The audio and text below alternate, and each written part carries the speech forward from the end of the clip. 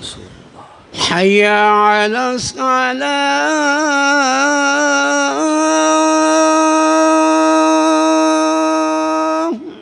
لا حول ولا قوة إلا بالله.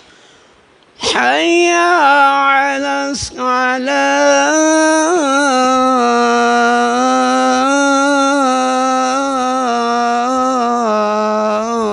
الصلاة. لا حول ولا قوة إلا بالله. حي على الفلاح.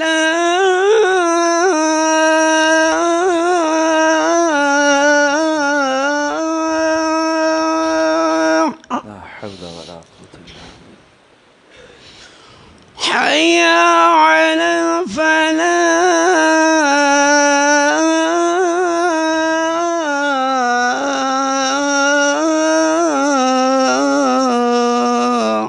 لا حول ولا قوة إلا بالله.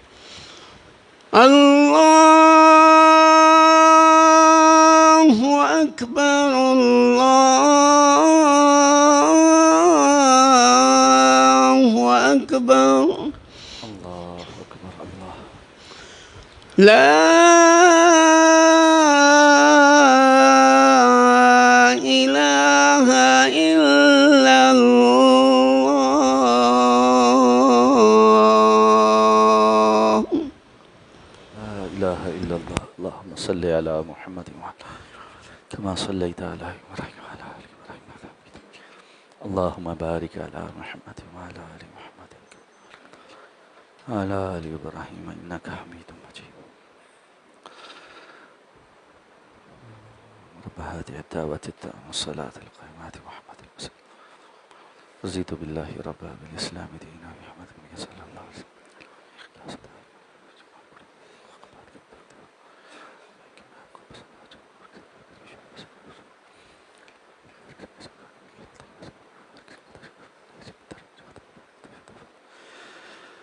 السلام عليكم ورحمة الله وبركاته. إن الحمد لله نحمده ونستعينه ونستغفره ونؤمن به ونتوكل عليه ونعوذ بالله من شرور أنفسنا ومن سيئات أعمالنا. من يهده الله فلا مضل له ومن يضلله فلا هادي له. وأشهد أن لا إله إلا الله وحده لا شريك له وأشهد أن محمدًا عبده ورسوله. اللهم صل على محمد وعلى آل محمد كما صليت على إبراهيم وعلى آل إبراهيم إنك حميد مجيد. اللهم بارك على محمد وعلى آل محمد كما باركت على إبراهيم وعلى آل إبراهيم إنك حميد مجيد. أما بعد، فإن خير الحديث كتاب الله وخير الهدي هدي محمد صلى الله عليه وسلم وشر الأمور محدثاتها وكل محدثة بدعة وكل بدعة ضلالة وكل ضلالة في النار. رب اشرح لي صدري ويسر لي أمري واحلل عقدة من لساني يفقه قولي. اللهم انفعنا بما علمتنا وعلمنا ما ينفعنا وزدنا علما. رب أعوذ بك من همزات الشياطين وأعوذ بك رب أن يحضرون. أما بعد، فأعوذ بالله من الشيطان الرجيم. بسم الله الرحمن الرحيم. هل أتاك حديث الغاشية وجوه يومئذ خاشعة عاملة ناصبة تصلى نارا حامية تسقى من عين آنية ليس لهم طعام إلا من ضريع لا يسمن ولا يغني من جوع. وجوه يومئذ ناعمة لسعيها راضية في جنة عالية لا تسمع فيها لاغية فيها عين جارية فيها سرر مرفوعة وأكواب موضوعة ونمارق مصفوفة وزرابي مبثوثة۔ 30واں پارہ سورہ الغاشیہ، یہ قرآن مجید کی 86 نمبر سورت ہے، اور اس کی ابتدائی کچھ آیات ابھی میں نے آپ کے سامنے تلاوت کی ہیں۔ گزشتہ خطبات جمعۃ المبارک سے ہمارا موضوع سورہ اعلیٰ اور اس کے بعد آج سے سورہ الغاشیہ کی تفسیر پر چل رہا ہے، اور جیسا کہ ابتداءً عرض کیا تھا کہ یہ دو صورتیں رسول اللہ صلی اللہ علیہ وسلم مسلمانوں کے اجتماعات کی نمازوں کی پہلی اور دوسری رکعت میں تلاوت فرمایا کرتے تھے۔ جمعے کے دن بھی بالعموم آپ صلی اللہ علیہ وسلم پہلی رکعت میں سورہ اعلیٰ اور دوسری رکعت میں سورہ غاشیہ تلاوت فرماتے، اور اسی طرح عیدین کے موقع پہ بھی آپ صلی اللہ علیہ وسلم ان صورتوں کی تلاوت فرماتے۔ اسی تناظر میں ان صورتوں کے موضوعات کی اہمیت کے پیش نظر یہ کوشش ہے کہ اللہ تعالی ہمیں ان کی سمجھ عطا فرما دے اور اس کے مطابق پھر عمل کرنے کی توفیق عطا فرما۔ سورہ اعلیٰ کا اختتام گزشتہ خطبہ، اس کی تفسیر ہم نے الحمدللہ جانی۔ اللہ رب العزت سے دعا ہے جو کچھ صحیح بات کہی گئی اس کو قبول فرمائے، اور اس میں جو کمی کوتاہی رہ گئی اللہ اس سے صرف نظر فرمائے۔ سورہ الغاشیہ، اس کا نام اس سورت کی پہلی ہی آیت کے اندر جو لفظ غاشیہ ہے اس سے ماخوذ ہے۔ غاشیہ کہتے ہیں چھا جانے والی چیز، اور یہ قیامت کے مختلف ناموں میں سے ایک نام ہے، کیونکہ قیامت جب آئے گی تو ہر چیز کے اوپر چھا جائے گی۔ جس طرح کوئی چادر اس سے کسی چیز کو ڈھانپ دیا جائے اور مکمل ڈھانپ دیا جائے تو اس کا کوئی حصہ نظر نہیں آتا، وہ پورے کا پورا ڈھپ جاتا ہے۔ اسی طرح قیامت جب آئے گی تو وہ چھا جانے والی ہوگی، ہر چیز کو اپنی لپیٹ میں لے لے گی، اور کائنات میں سے کوئی چیز باقی نہیں بچے گی۔ کل من علیہا فان ویبقى وجہ ربک ذو الجلال والاکرام۔ جو بھی مخلوق اللہ نے پیدا کی ہے سب فنا ہونے والے ہیں، اور باقی رہنے والی ذات صرف اللہ کی ہے۔ تو اس لیے قیامت کے ناموں میں سے ایک نام غاشیہ بھی ہے، جو کہ اس سورہ مبارکہ کے اندر استعمال ہوا۔ فرمایا بسم اللہ الرحمن الرحیم، اللہ کے نام کے ساتھ جو بڑا مہربان بار بار رحم فرمانے والا ہے۔ ہل اتاک حدیث الغاشیہ، کیا آپ کو چھپا دینے والی یا چھا جانے والی کی خبر پہنچی ہے؟ اس اسلوب کو استفہامی اسلوب کہتے ہیں، کسی چیز کے متعلق سوال کر کے اس کی خبر دینا۔ سوال کرنے کا مقصود جواب طلب کرنا نہیں، بلکہ بسا اوقات سوالیہ انداز مخاطبین کی توجہ کھینچنے کے لیے ہوتا، جس طرح ہم اردو میں ایک دم گفتگو کرتے کرتے کہتے ہیں آپ کو پتہ چلا، آپ کو پتہ چلا۔ یہ آپ کو پتہ چلا کہنے کا مقصد یہ نہیں ہے کہ اس کو پتہ ہے اور وہ بیان کرے کہ کیا پتہ چلا، بلکہ ایک دم سے انسان کے اندر اس کی توجہ حاصل کر کے ایک کیوروسٹی پیدا کرنا ہے کہ کس چیز کا پتہ چلا۔ تو اسی طرح اللہ رب العزت نے یہاں یہ استفہامی اسلوب اختیار کیا کہ ہل اتاک حدیث الغاشیہ، کیا آپ کے پاس خبر پہنچی ہے چھا جانے والی؟ اب اس چھا جانے والی کی جو خبر ہے وہ کیا ہے، اس کے اندر کیا کیا ہوگا، اس میں سے کچھ حصہ یہاں پر بیان ہوا ہے، اور یہ قرآن کا اسلوب کہ قرآن مجید میں اللہ تعالی کسی چیز کے متعلق گفتگو فرماتے ہیں اور اس کے مختلف احوال کو مختلف جگہوں پر ذکر فرماتے ہیں۔ تو قیامت کے بھی احوال مختلف صورتوں کے اندر بیان ہوئے، اور انہی کی نسبت سے قیامت کے جو مختلف نام ہیں ان کا بھی تذکرہ ہو۔ سورہ زلزال، اذا زلزلت الارض زلزالہا، یہ بھی قیامت کے احوال بیان کرتی۔ سورہ القارعہ، القارعۃ ما القارعہ وما ادراک ما القارعہ، یہ بھی قیامت کے احوال بیان کر رہے۔ سورہ الحاقہ، الحاقۃ ما الحاقہ وما ادراک ما الحاقہ، یہ بھی قیامت کے کچھ احوال بیان کرتی۔ سورہ الساعہ، اقتربت الساعہ وانشق القمر، اور اس طرح بہت سارے اور مقامات مختلف احوال بیان کرتے ہیں کہ جب یہ قیامت قائم ہوگی تو کس طرح سے قائم ہوگی اور اس کی ہولناکی کیسی ہوگی۔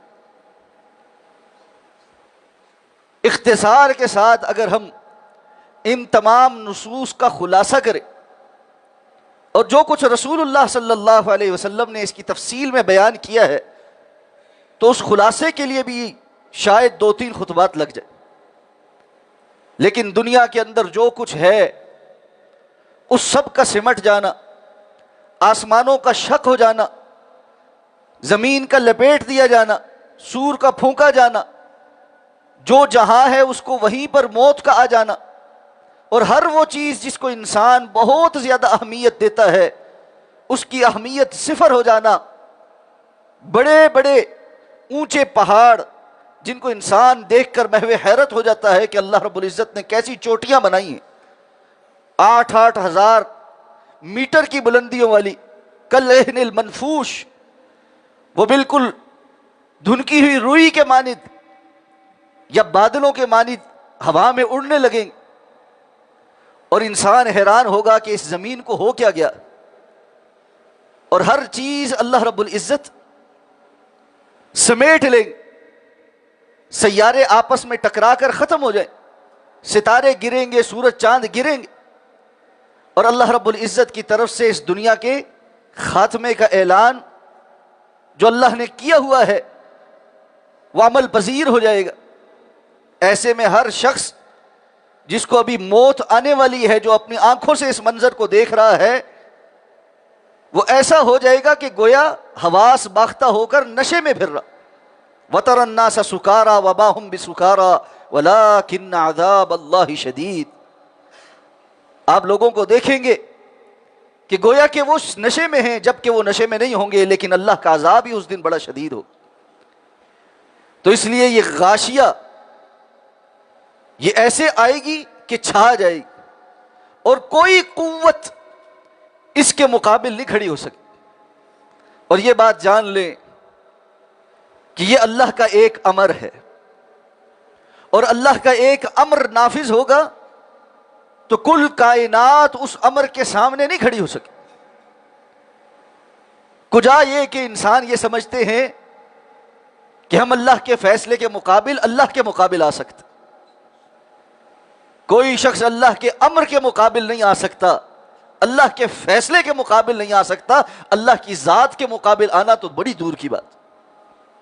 اس لیے انسانیت کے لیے بقا اس بات میں ہے کہ وہ اللہ کے سامنے سر تسلیم خم کر اور محنت کر، اور جو کچھ اللہ رب العزت نے بتلایا ہے اس کے مطابق محنت کر، اس لیے کہ دنیا کی زندگی کے اندر وہی محنت قابل قبول ہے جس کے کرنے کا اللہ نے حکم دیا، وگرنہ فرمایا وجوہ یومئذ خاشعہ، اس دن بہت سے چہرے ذلیل ہوئے پڑے ہوں، ان کے اوپر ذلت چھائی ہوئی ہوگی، اس لیے کہ جس بات پر ان کو ایمان لانے کا حکم دیا گیا تھا اور جیسا کرنے کا حکم دیا گیا تھا وہ اس کے برعکس کرتے رہے. اور ان کی کیفیت کیا ہے؟ عاملۃ ناصبہ، سخت محنت کرنے والے لیکن تھکن سے چور. عاملہ عمل کرنے والے، ناصبہ اس کے باوجود تھکن سے چور. یہ بات ذہن میں رہے کہ انسان محنت کرنے کے بعد اگر اس محنت کا صلہ پائے تو وہ ساری محنت کی جو تھکاوٹ ہے وہ بھول جاتا. ایک بندے نے بڑی محنت کی اور اس کو نفع ہو گیا، اس کو اس محنت اور خون پسینہ بہانے کی جو تکلیف تھی وہ بھول جاتی. اور ایک بندہ بہت محنت کرے اور اینڈ پر اس کو کچھ حاصل نہ ہو، اس بندے کی تھکاوٹ دگنی ہو جاتی. اور اس بندے کا کیا حال ہوگا جو دنیا کی زندگی کے اندر بظاہر بڑی محنت کرتا رہا، لیکن قیامت کے روز جب حشر کے میدان میں کھڑا ہوگا تو اس کو یہ سمجھ آئے کہ دنیا کے اندر جس چیز کو وہ بڑے قابل فخر اور کامیابی تصور کرتا تھا آج اس کی کوئی وقت نہیں. عاملۃ ناصبہ، عمل کرنے والے لیکن تھکن سے چور، کہ ان کی اس عمل نے ان کو کوئی فائدہ نہیں دی. اور اس کے نتیجے میں تسلا نارا حامیہ، کیونکہ اس کا عمل ناقابل قبول ہے تو وہ بھڑکتی ہوئی آگ کے اندر ڈالا جائے گا، پہنچایا جائے. اس کو جہنم نظر آ رہی اور اس کے لیے یہ فیصلہ ہے کہ یہ جہنمی ہے اور اس جہنم کے اندر پہنچے. حضرت عبداللہ ابن عباس رضی اللہ عنہما فرماتے ہیں یہ عاملۃ الناصبہ، اس سے مراد عیسائی ہیں، نصارہ ہیں، کہ بظاہر وہ اللہ کو راضی کرنے کے لیے بڑی محنت کرتے. رہبانیت کی زندگی گزارنا کوئی آسان، دنیا کو چھوڑ چھاڑ، دنیا کی نعمتوں کو چھوڑ چھاڑ، ازدواجی زندگی کو چھوڑ چھاڑ، جنگلوں بیابانوں کے اندر زہد اور تقوی کے نام پر تنہائی کے اندر رہنا، یہ کوئی آسان بات تو نہیں. لیکن قیامت کے روز ان کا یہ عمل اللہ رب العزت کے ہاں سے کوئی اجر نہیں لے کر آئے گا. وَرَهْبَانِيَّةً ابْتَدَعُوهَا مَا كَتَبْنَا عَلَيْهِمْ، اللہ نے فرمایا یہ رہبانیت انہوں نے بدعت کے طور پہ ایجاد کی، ہم نے ان کے اوپر فرض نہیں کی تھی. یہاں یہ بات ذہن میں رہنی چاہیے، عاملۃ الناصبہ کے اندر بہت ساری کیٹیگری کے لوگ. سب سے پہلے وہ لوگ ہیں جو دنیا کی اس زندگی کے اندر دنیاوی مفادات اور مادی مفادات کے حصول اور مادی ترقی کو ہی سب کچھ سمجھتے. ان کی کل محنت دنیا کمانے کے لیے. اگر کوئی پڑھائی ہے تو مقصد یہ ہے کہ اس کے پڑھنے سے مال کیسے کمایا جا سکتا ہے. اگر کوئی کام ہے تو اس لیے ہے کہ یہاں سے پیسے ملتے ہیں. اگر کسی چیز کی خریداری ہے تو اس لیے ہے کہ دنیا کے اندر اس سے سٹیٹس سمبل بن کر واہ واہ ملتی ہے. دنیا اور دنیا کا مال اور دولت اور اس کے قائم کردہ معیار کے علاوہ ان کی زندگی کے اندر کوئی اہمیت نہیں. یہ عاملۃ الناصبہ ہے، محنت ہے اور بہت شدید ہے. بعض لوگ دنیا کے لیے ایسی محنت کر رہے ہیں کہ دن کے 20 گھنٹے کام کرتے، 3 سے 4 گھنٹے سوتے، اس کے علاوہ سارا وقت ہم یہ کر لیں وہ کر لیں، یہ ایجاد کر لیں وہ ایجاد کر لیں. سورہ کہف کے آخری رکوع کے اندر ایسے لوگوں کا تذکرہ ہوا. اللہ فرماتے ہیں اعمال کے حساب سے سب سے زیادہ خسارے میں پائے جانے والے لوگوں کے متعلق آپ کو خبر نہ کروں. یہ کون ہیں؟ الذین ضل سعیہم فی الحیاۃ الدنیا وہم یحسبون انہم یحسنون صنعا، جنہوں نے اپنی ساری صلاحیتیں دنیا کی زندگی میں کھپا دیں اور ضائع کر دی، اور اس کے ساتھ ساتھ وہ یہ گمان کرتے رہے کہ وہ بہت ہی اچھا کام کر. جبکہ دوسری جانب وہ اللہ کی ملاقات کے انکاری، آخرت کے انکاری. فحبطت اعمالهم، دنیا کے اندر انہوں نے جو محنت کی، آخرت کی ملاقات کے انکار، اللہ کی ملاقات کے انکار کی وجہ سے بظاہر اگر کوئی اچھا کام بھی کیا تو وہ بھی برباد کر دیا گیا. فلا نقیم لهم یوم القیامت وزنا، ہم قیامت کے دن ان کے لیے وزن کا ترازو ہی قائم نہیں کریں گے، ان کے کسی عمل کا اللہ کے ہاں کوئی وزن نہیں. عاملۃ الناصبہ کے اندر اس کیٹیگری سے ہٹ کر وہ لوگ بھی شامل ہیں جو بظاہر ایمان رکھتے ہیں، آخرت کے تصور پر بھی ایمان رکھتے ہیں، جیسے یہود اور نصارہ ہیں کہ اللہ پر بھی ایمان ہے اور آخرت پر بھی ایمان، لیکن آخرت کمانے کے لیے جو طرز عمل انہوں نے اختیار کیا ہے وہ اللہ رب العزت کے حکم سے ہٹ کر اپنی مرضی کا. اور اسی کیٹیگری کے اندر ان کی مماثلت میں وہ لوگ بھی شامل ہیں جو محمد الرسول اللہ صلی اللہ علیہ وسلم کا بظاہر کلمہ پڑھتے ہیں، لیکن آخرت کے کمانے کے لیے انہوں نے بھی رستے اپنے ہی اپنائے. یہ بات ذہن میں رہے. اللہ رب العزت نے جب انسان کو اس دنیا کے اندر بھیجا ہے، اور ہمارا ایمان ہے کہ ہمارا خالق اور مالک وہی ہے، اسی کے حکم سے ہم اس دنیا کے اندر موجود ہیں، تو یہ 100% گارنٹیڈ بات ہے کہ اس زندگی کے اندر دستور اور قانون بھی اللہ کا ہی چلے. اپنی مرضی کا دستور اور قانون جو شخص اپنی زندگی کے اندر قائم کرنا چاہے گا وہ اللہ کے نظام سے ٹکرائے گا، اور جو اللہ کے نظام سے ٹکرائے گا اللہ رب العزت کے ہاں اس کی زندگی کی کوئی اہمیت، خواہ وہ اپنی طور پر کتنی ہی محنت کر رہا. تو ہم دیکھتے ہیں لوگوں نے دین کے نام پر اپنے آپ کو بہت سی مشقتوں کے اندر ڈالا. رسول اللہ صلی اللہ علیہ وسلم کے سامنے جب اس قسم کے واقعات ہوئے تو آپ نے اصلاح فرمائی کہ اللہ رب العزت کو صرف مشقتیں نہیں چاہیے، کہ دین کے نام پر تم یہ سمجھو کہ کسی بھی طرح کی مشقت انسان کو اللہ کے قرب لے جائے گی، کیونکہ میں نے اللہ کی خاطر وہ مشقت کی. اس لیے جب آپ صلی اللہ علیہ وسلم کے سامنے ایک شخص دیکھا، آپ خطبہ ارشاد فرما رہے ہیں اور وہ مسجد سے باہر دھوپ میں کھڑا، پوچھا اس کو کیا ہوا، یہ باہر کیوں کھڑا؟ کہا گیا کہ اللہ کے رسول اس نے نظر مانی ہے کہ میں دھوپ میں کھڑا رہوں گا، سائے میں نہیں آؤں گا، کھڑا رہوں گا بیٹھوں گا نہیں. اس نے چپ کا روزہ بھی رکھا ہوا ہے کہ کسی سے گفتگو نہیں کروں گا.